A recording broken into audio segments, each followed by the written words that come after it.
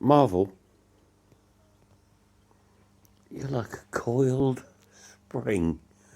I mean, I mean, he's almost as tall as me when he unwinds. Good grief! There he is, all wound up, and all small and all tiny. And he has a big old stretch, don't you, mister? Yes, you have a big old stretch. And suddenly, you take up the whole sofa. How'd you do that? How'd you do that? You're so bendy. Then suddenly,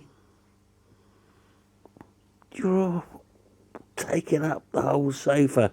And you're really heavy too. But I love you. I love you. Beautiful boy. You are a giant.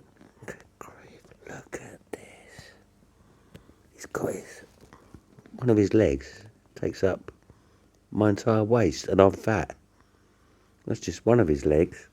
And then the rest of him takes up the rest of the sofa, right up and over to the end. He's giant. Oh my